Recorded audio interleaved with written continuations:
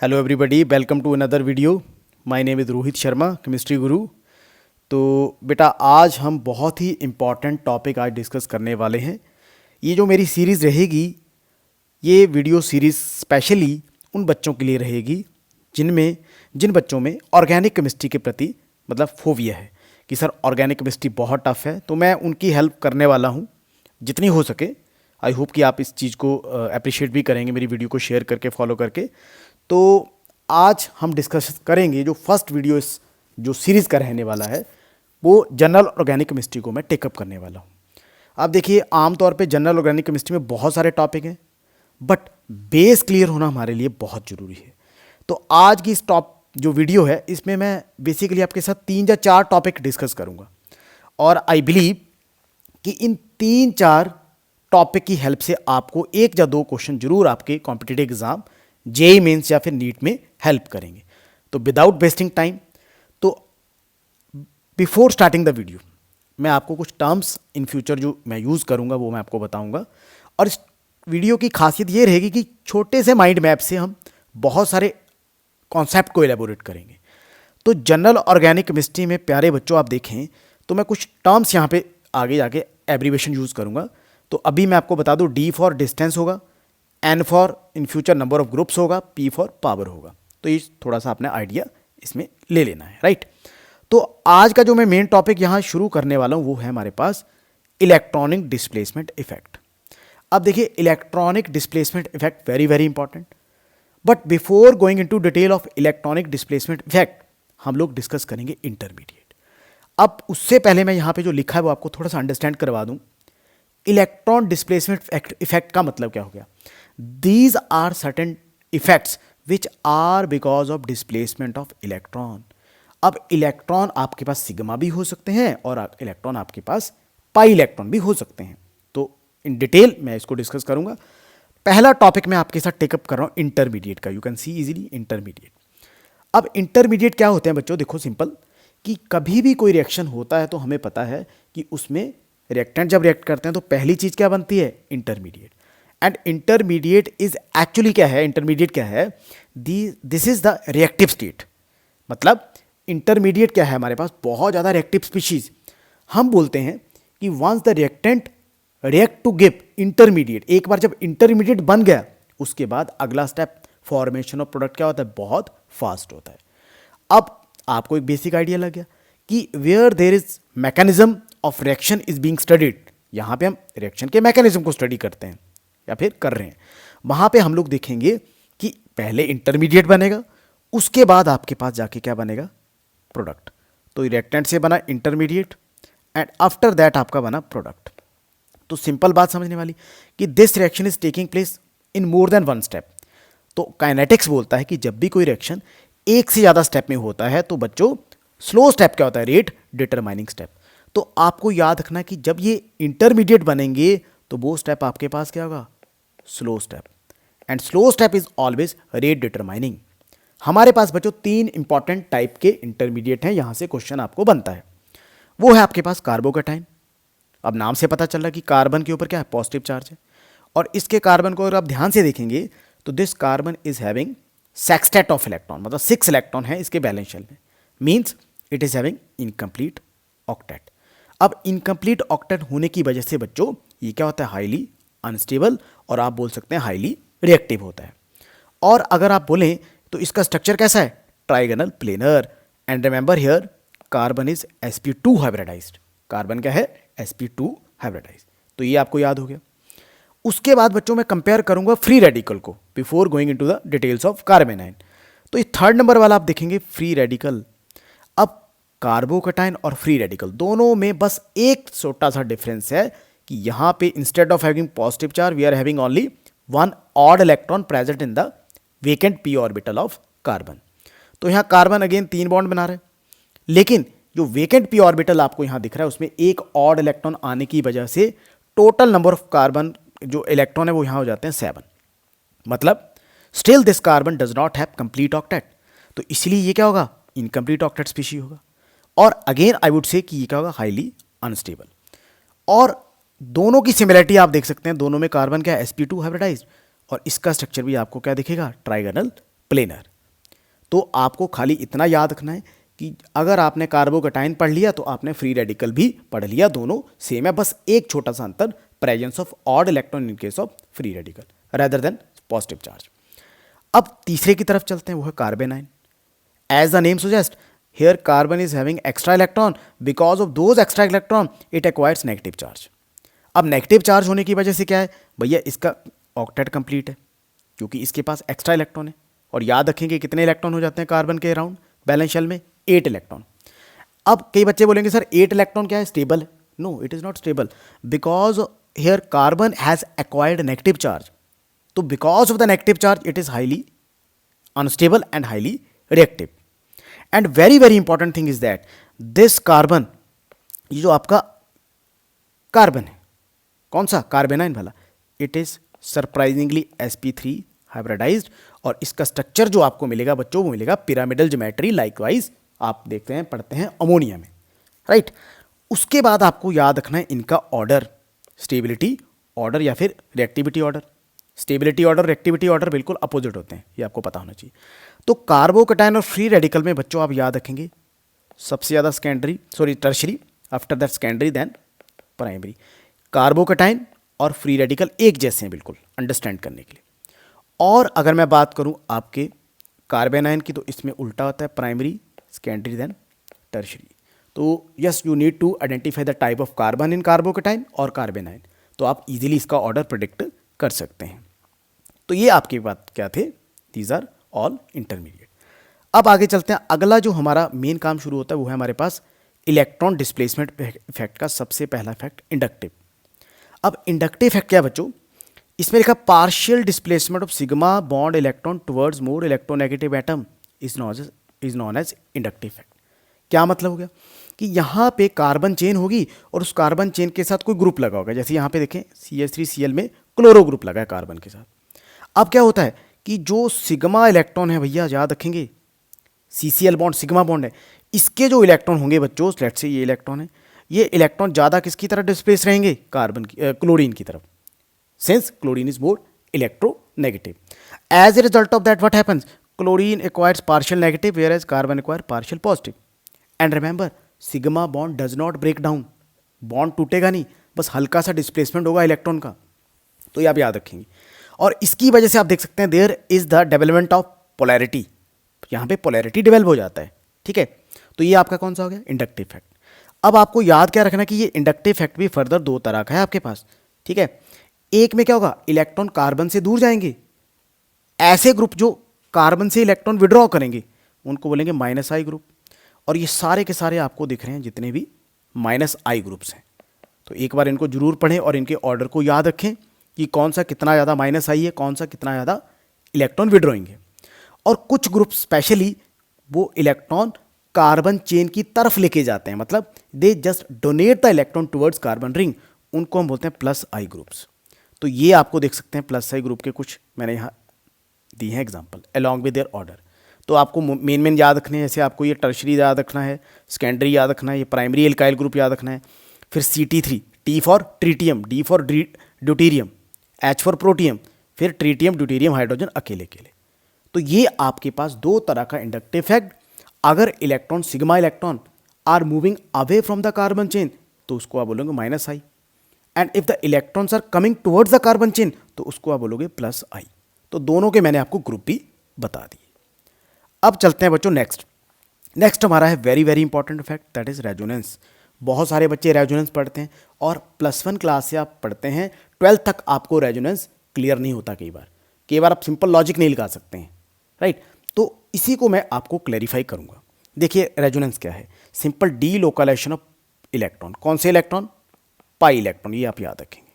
The delocalization of pi electron is called resonance. Delocalization का मतलब क्या होता है बच्चों, पाई इलेक्ट्रॉन का शिफ्ट होना, एक पोजीशन से दूसरी पोजीशन में शिफ्ट होना। लेट से मैं आपको सिंपल सा एग्जांपल देता हूं, आप सबने पढ़ा होगा। ये मैं बेंजीन रिंग ड्रॉ करता हूं, राइट। एक स्ट्रक्चर इसका ये हो गया और दूसरा स्ट्रक्चर इसका ये हो गया। अब दोनों में अगर आप डिफरेंस देखेंगे तो there is no difference but very small, क्या, पोजीशन ऑफ डबल बॉन्ड। अब डबल बॉन्ड आपका यहाँ पे आप देखेंगे शिफ्ट हो चुका है, ये वाला इधर, ये वाला इधर, and this one this side, and as a result of that we are getting this two structure. और इन स्ट्रक्चर को बच्चों हम क्या बोलेंगे, रेजोनेटिंग स्ट्रक्चर, या फिर इनको बोलेंगे हम कैनोनिकल स्ट्रक्चर, या फिर इनको हम कंट्रीब्यूटिंग स्ट्रक्चर भी बोलते हैं। कंट्रीब्यूटिंग इसलिए क्योंकि ये जो रेजोनेटिंग स्ट्रक्चर हैं ये रेजोनेंस हाइब्रिड बनाने के लिए कंट्रीब्यूट करते हैं, सिंपल सी चीज़। उसके बाद हमारे पास कुछ कंडीशंस हैं, वो हम देख लेते हैं क्या कंडीशंस हैं रेजोनेंस की। System must be planar, planar का मतलब जैसे मैंने पहले बताया it must have sp2 carbon. उसके बाद system must be in conjugation, conjugation का मतलब कि जो आपका पाई बॉन्ड बनेगा वो कैसे बनता है, जब आप p ऑर्बिटल को साइड वाइज ओवरलैप करवाते हो। और p orbital side wise overlap कब होगा, जब p ऑर्बिटल क्या होंगे, पैरेलल होंगे। तो p ऑर्बिटल का पैरेलल होना with respect to each other, उसको हम बोलते हैं दैट इज कंजुगेशन। और उसी की वजह से आप देखते हैं proper shifting of pi bond देखने को मिलता है। अब हमारे पास क्वेश्चन कहाँ से आता है, देखिए अब अलग अलग तरह के हमारे पास रेजोनेटिंग स्ट्रक्चर बनते हैं। अब कुछ रूल्स हैं, उन रूल्स के ऊपर बेस्ड अपॉन दोज रूल्स एक क्वेश्चन आपको कॉम्पिटिटिव एग्जाम में देखने को मिलता है। तो क्या है यहाँ पे देखिए, स्टेबिलिटी ऑफ रेजोनेटिंग स्ट्रक्चर, इसके लिए कुछ रूल्स हैं। तो पहला रूल देखेंगे ध्यान से, न्यूट्रल और non polar resonating structure is more stable then polar. मतलब कि अगर कोई ऐसा स्ट्रक्चर जिसमें क्या है, कोई भी चार्ज नहीं है, न्यूट्रल है, that is more stable then that structure which is having certain type of charge. और ऑब्वियसली पॉजिटिव नेगेटिव होगा तो उसको हम पोलर बोलेंगे, राइट। तो आप देख सकते हैं ये बॉन्ड को मैंने शिफ्ट किया, ऐसे कैसे किया, ये बॉन्ड मैंने किया शिफ्ट इस तरफ को और ये किया इस तरफ को, तो यहाँ आ गया नेगेटिव और यहाँ आ गया पॉजिटिव और डबल बॉन्ड आ गया आपका बीच में। तो पॉजिटिव नेगेटिव यहाँ पे आ गया, मतलब इन कंपैरिजन टू न्यूट्रल, ठीक है, ये वाला क्या होगा, अनस्टेबल। सेकंड रूल देखते हैं बच्चों, बड़ा इंपॉर्टेंट, अगर बोलता ऐसा रेजोनेटिंग स्ट्रक्चर जिसमें किसी एटम का ऑक्टेट कंप्लीट ना हो, तो वो वाला क्या होगा, unstable, as compare to that in which octet of all the atoms are complete. मैं इसको एलेबोरेट करता हूं। देखो इसमें आप देखेंगे कार्बन जो दिख रहा है आपको पॉजिटिव चार्ज वाला, इस कार्बन में आपको दिखेगा कि इस कार्बन के 3 बॉन्ड बन रहे हैं। Since this carbon is forming 3 bond, तो इसका ऑक्टेट पूरा नहीं है, instead of this it is also having positive charge. तो थोड़ा सा मैं आपको क्लियर कर दूं ताकि आप कंफ्यूज ना हो। आपने इस कार्बन को चेक करना है, this carbon is forming only 3 bond, 3 bond का मतलब 6 इलेक्ट्रॉन, राइट, ऑक्टेट इनकम्प्लीट। अब इधर देखें, कई बच्चे बोलेंगे सर ऑक्सीजन के ऊपर यहाँ पॉजिटिव चार्ज है। ऑक्सीजन के ऊपर पॉजिटिव चार्ज बिल्कुल है, लेकिन जब आप ऑक्सीजन के बॉन्ड काउंट करेंगे प्लस लॉन पेयर के इलेक्ट्रॉन ऐड कर देंगे तो वी विल गेट 8 इलेक्ट्रॉन, मतलब यहाँ पे हर एटम का ऑक्टेट पूरा है, ठीक है। तो इट मीन्स इस केस में आपने क्या चेक किया, that structure is more stable in which all the atoms are having complete octet. तो सिंपल, ये आप याद रखेंगे। थर्ड आपके पास इंपॉर्टेंट रूल है, क्या है, कई बार ऐसा होता है कि आपके पास नेगेटिव या पॉजिटिव चार्ज होता है किसी कंपाउंड में, किसी एटम में, राइट। जैसे इस केस में आप देखें नेगेटिव चार्ज कहाँ आ रहा है, कार्बन के ऊपर, और सेम इसका रेजोनेटिंग बनाएंगे तो कहाँ आ रहा है, ऑक्सीजन के ऊपर। अब हमें याद रखना है कि अगर नेगेटिव चार्ज ज़्यादा इलेक्ट्रोनेगेटिव के ऊपर आए, मतलब इस केस में ऑक्सीजन के ऊपर नेगेटिव चार्ज आए, तो वो वाला स्ट्रक्चर ज़्यादा स्टेबल होगा as compare to first one. मतलब सिंपल चीज, negative charge on more electronegative atom is more stable, right. Positive charge on less electronegative atom more stable. अगर मान लो पॉजिटिव की बात होती तो उल्टा होता, मतलब मोर इलेक्ट्रोपॉजिटिव जो होता है, मतलब अगर मैं कार्बन और ऑक्सीजन को कंपेयर करूं तो ऑक्सीजन ज़्यादा इलेक्ट्रोनेगेटिव है, कार्बन कम है, तो ऑक्सीजन के ऊपर नेगेटिव आ रहा है तो वो वाला स्टेबल हो गया। और अगर पॉजिटिव चार्ज होता समहाउ तो हम क्या देखते, कार्बन पे अगर पॉजिटिव चार्ज होता इन कंपैरिजन टू ऑक्सीजन तो वो ज़्यादा स्टेबल होता। तो ये रूल बिल्कुल याद रखेंगे। और इसके लिए मैं आपको एक रेफरेंस दूंगा, बहुत इंपॉर्टेंट है। आप फिनॉल और कार्बोक्सिलिक एसिड का कंपेयर करते हैं रेजोनेंस, तो इट इज़ फाउंड दैट कि कार्बोक्सिलिक एसिड में क्या होता है, इलेक्ट्रोनेगेटिव ऑक्सीजन के ऊपर नेगेटिव चार्ज आता है, जिसकी वजह से इसका रेजोनेंस ज़्यादा स्टेबल है एज कंपेयर टू फिनॉल। और फिनॉल की बात करें, वहाँ बेंजीन के कार्बन के ऊपर क्या आता है, negative charge. Specifically ortho para position पे जो कार्बन है उन पे नेगेटिव चार्ज आता है, तो इसका मतलब कार्बन ऑक्सीजन के मुकाबले लेस इलेक्ट्रोनेगेटिव, तो लेस इलेक्ट्रोनेगेटिव के ऊपर नेगेटिव चार्ज आना मतलब स्टेबिलिटी कम। तो इसको आप जरूर अंडरस्टैंड करें और इसको जरूर रेफरेंस को याद रखें कि आपको समझना है फिनॉल और कार्बोक्सिलिक एसिड का केस। उसका अगला रूल जो है वो है कूलम्स लॉ। ये बोलता है देखो अगर लाइक चार्जेस क्लोज हैं तो ऑब्वियसली रिपल्शन होगा, तो सेकंड वाले केस में रिपल्शन होगा। और अगर लाइक चार्जेस दूर हैं अवे फ्रॉम ईच अदर तो रिपल्शन कम होगा। तो ऑब्वियसली क्वाइट अंडरस्टैंडेबल कि जिसमें like charges are away from each other that structure is more stable. और अगला रूल बेटो वो है फ्राइज रूल। ये बोलता है देखो कई बार होता है आपके पास more than one benzene rings are possible in different resonating structure. जैसे इस केस में अगर आप देखें फर्स्ट एंड सेकंड के केस में ये आपको स्ट्रक्चर दिख रहा है कि ये आपको दो बेंजीन रिंग दिख रही है यहाँ पे। अब बेंजीन रिंग बच्चों कंप्लीट दिख रही है आपको, देखो ये बेंजीन है और अगर आप देखें ध्यान से ये भी बेंजीन, तो ये भी बेंजीन और ये भी बेंजीन, तो दो कंप्लीट बेंजीन रिंग यहाँ बन रही हैं। मतलब यहाँ पे बेंजीन रिंग ज़्यादा बनेंगी, वो वाला स्ट्रक्चर क्या होने वाला है, ज़्यादा stable as compare to first one, second is more stable. और ये केस है आपका नेफ्थलीन का, राइट। तो ये कुछ रूल्स मैंने आपको रेजोनेंस और रेजोनेटिंग स्ट्रक्चर की स्टेबिलिटी के बताए। और बच्चों आज का जो लास्ट टॉपिक हम डिस्कस करने वाले हैं इस मेमोरी मैप की हेल्प से, वो है 3 तरह के organic compound, aromatic, anti aromatic, non aromatic. एक क्वेश्चन जेई और नीट में 100% आपका यहाँ से बनेगा। देखिए एरोमेटिक कंपाउंड क्या है, compound must be planar, compound must be cyclic with having conjugation, conjugation मतलब रेजोनेंस होना चाहिए उसमें, और very very important it should follow Huckel's rule. हक्कल rule क्या है, 4n+2 पाई इलेक्ट्रॉन होने चाहिए उस कंपाउंड में। अब इसका क्या मतलब हुआ, देखो ध्यान से, आपको मैं अंडरस्टैंड करवाता हूँ। देखिए ये आपका बेंजीन है, बेंजीन में 3 पाई बॉन्ड आपको दिख रहे हैं, 3 पाई बॉन्ड वाला 6 पाई इलेक्ट्रॉन आपको यहाँ पे दिख रहे हैं। अगर मैं 4n+2 में n की वैल्यू 1 पुट करूँ तो ये आ जाएगा 6, मतलब 6 आ गया, तो 6 पाई इलेक्ट्रॉन जिसमें होंगे वो आपके पास इस 4n+2 पाई इलेक्ट्रॉन को फॉलो करेगा। तो अगर तीनों की तीनों कंडीशन सेटिस्फाई होती हैं only then the compound is aromatic. याद रखेंगे तीनों की तीनों कंडीशन। और 4n+2 में सीधा याद रखें, किसी के पास अगर 6 इलेक्ट्रॉन है पाई इलेक्ट्रॉन, किसी के पास 10 है, किसी के पास 14 है, तो that is going to follow this 4n+2। And along with that अगर पहली 2 कंडीशन फुलफिल हो जाती हैं तो ये कंपाउंड कहलाएगा एरोमेटिक। उसके बाद चलते हैं बच्चों नेक्स्ट एंटी एरोमेटिक। सिर्फ थर्ड पॉइंट डिफरेंट है, बाकी सब सेम है। यहां पे इंस्टेड ऑफ हैविंग 4n+2 यहां क्या होता है 4n इलेक्ट्रॉन होते हैं। अगेन n की वैल्यू आप पुट करेंगे 1 2 3, तो जो आपके पास वैल्यू आएगी उतने पाई इलेक्ट्रॉन होने चाहिए। अब इसका एग्जांपल मैं देता हूं आपको, ये साइक्लोब्यूटाडाइन, इसमें देखो साइक्लिक है, रेजोनेंस भी होगा, लेकिन इंस्टेड ऑफ हैविंग 4n+2 इसमें कितने हैं 2 पाई बॉन्ड का मतलब 4 इलेक्ट्रॉन। तो 4n मतलब n की वैल्यू 1 पुट करूँ तो क्या आएगा 4, तो it is following 4n instead of 4n+2। Otherwise दोनों में सिमिलरिटी है, चेक करें, हल्का सा डिफरेंस। आफ्टर दैट हमारे पास क्या है नॉन एरोमेटिक। नॉन एरोमेटिक बच्चों क्या है, देखो ना तो इसमें क्या होगा नॉन प्लेनरिटी, नॉन प्लेनरिटी का मतलब sp3 कार्बन भी आ जाएगा, हो सकता है आपके पास कंपाउंड साइक्लिक ही ना हो।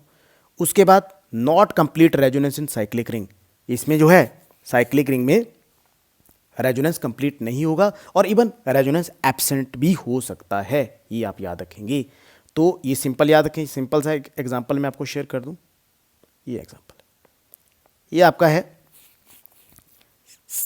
आपका 7 कार्बन रिंग का कंपाउंड है साइक्लोहेप्टाट्राईन। अब इसमें एक कार्बन आप देखेंगे sp3 आ चुका है, because of this sp3 carbon this compound will lose complete resonance, इसमें कंप्लीट रेजोनेंस नहीं हो सकती है, that's why it is non aromatic. अब लास्ट में मैं आपको इसी का एक क्वेश्चन बताऊंगा, वो क्वेश्चन बहुत बार रिपीट हुआ है, that question is the stability order. अब 3 तरह के आपने कंपाउंड पढ़ लिए, अब 3 तरह के कंपाउंड में बच्चों आपने याद रखना है स्टेबिलिटी ऑर्डर। सबसे ज़्यादा स्टेबल होते हैं एरोमेटिक, ए फॉर एरोमेटिक, उसके बाद anti aromatic, A for anti aromatic, और उसके बाद सबसे लीस्ट स्टेबल कौन होते हैं नॉन एरोमेटिक। ये आपने याद रखना है। अब क्वेश्चन एक तो आपको सिंपल ऐसे बनेगा और कई बार आपको पूछ लिया जाएगा which of the following compound is aromatic, या फिर एंटी एरोमेटिक, या फिर नॉन एरोमेटिक। तो प्यारे बच्चों इस वीडियो के माध्यम से मैंने आपको आज छोटा सा एक डिस्कशन करा, हालांकि छोटा सा डिस्कशन कहने के लिए है, इसमें मैं बहुत सारे एस्पेक्ट आपको कवर कर चुका हूं और इसी तरह की सीरीज़ में और चलाऊंगा इस वीडियोज़ की, जिसमें मैं आपको ऑर्गेनिक केमिस्ट्री को मेमोरी मैप या माइंड मैप की हेल्प से मैं पढ़ाऊंगा। और अगर आपको ये वीडियो आपको लगा कि आपके काम का है तो आप इसको ज़रूर शेयर करें, चैनल को सब्सक्राइब करें और इस वीडियो को शेयर करें। तो मिलेंगे नेक्स्ट वीडियो में, तब तक के लिए जय Hind, God bless you all.